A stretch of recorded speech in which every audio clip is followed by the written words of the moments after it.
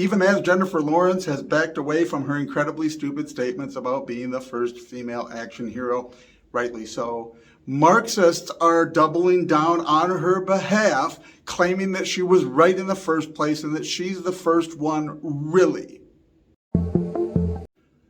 It's that same thing where Star Wars needed more diversity because Lando Calrissian didn't count because not being a Marxist, whining about his color all the time meant that he didn't actually count as a black person in the story. Apparently, the current talking point, as I understand the Marxist buzzwords, is that Jennifer Lawrence in The Hunger Games was an action hero written by a woman for women that was not meant to be eye candy for men. Therefore, she was really the first. Now, like all things Marxist, this is not only silly, stupid, and blatantly not true, it is also a lie. That's key to Marxism. They have to lie about everything because they have to be brainwashed thoroughly by the ideology to see only what the ideology wants them to, as it famously says in 1984, to be able to deny and reject the evidence of your own eyes was critical to the party. Yeah, that's me on a rant because I do that now and then, but I do that enough on this channel. Let's look at it critically speaking. So first of all, it's clearly wrong. Self-deception or not, it's a lie. Jennifer Lawrence cannot act, point one. She can't. Now, I liked her as Mystique in the X-Men, but she was Jennifer Lawrence with blue paint sometimes. She's got a certain charisma and personality. She's not a great actress. She doesn't do other roles. She's just her. She can't act. But then, neither can Gal Gadot, neither could Terry Farrell in Star Trek. There's a lot of men that can't act, and people are picked. Key. In the real world, people should look like the characters they need to play. Gal Gadot looked like Wonder Woman. I'm not going to play the Cyborg in the Terminator, but Arnold Schwarzenegger barely needed to speak English to an American audience to be the Terminator. Jennifer Lawrence can't act, but she's beautiful. This is the blatant falsehood of the Marxist who says, well, she wasn't designed for the male gaze. Well, I don't know what your sexuality is, dude, or what planet that you're from. She's beautiful. She can't act. It's obvious to anyone that looks at it. This is how she got the role. This is why she's famous. And there's nothing wrong with that. There's a lot of people. I mean, Danny DeVito is not a good-looking man, but he has a certain look about him that works for the characters he plays. Everybody looks like something from somewhere, and everybody that gets famous fills some sort of niche. If you're a dwarf, you end up in Willow.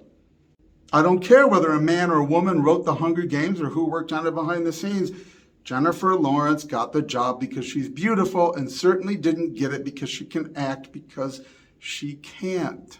But of course, what that really brings us around to is, once again, proving themselves. There's literally nothing more racist, sexist, bigoted, and prejudiced in every possible way than the Marxist left. I don't even like to use those terms anymore because they've filled them with all sorts of silly stupidity, as they are wont to do, like breakfast syrup and rice.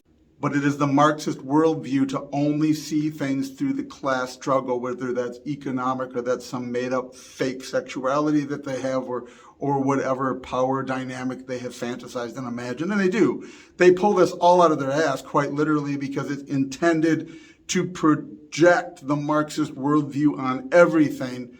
It's simply a dialectic that allows you to find fault and attack anything that you don't like, particularly appealing to the underachiever, the one that can't do, can't produce, can't earn, can't learn, whatever their drawback is that's holding them back, to blame that on other people.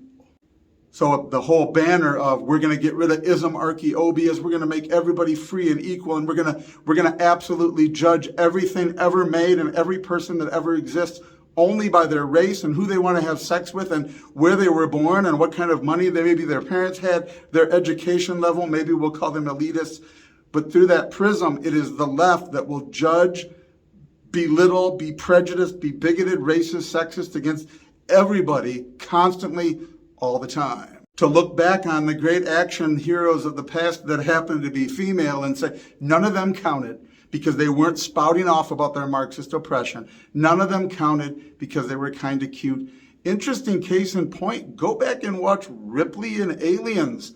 No offense to Sigourney Weaver, she's a fine-looking woman, but the whole movie revolved around not emphasizing that. The interesting trick they pull with Alien is that she is this action hero who happens to be female. They draw you into that. And that weird scene near the end where she spontaneously sort of takes off most of her clothing is sort of there to remind you that she's a female. Of course, the Marxist will hate that because everyone needs to be in the little box of their so-called oppression and identity all the time. The idea of appreciating a woman action hero outside that box and then learning about that box is actually offensive to them. Everybody has to be in their neat little box and fit their intersectional dialectic or else.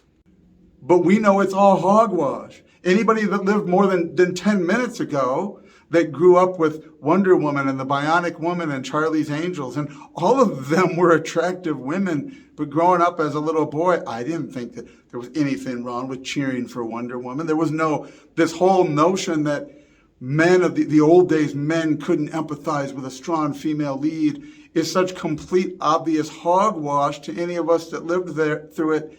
That's just not true.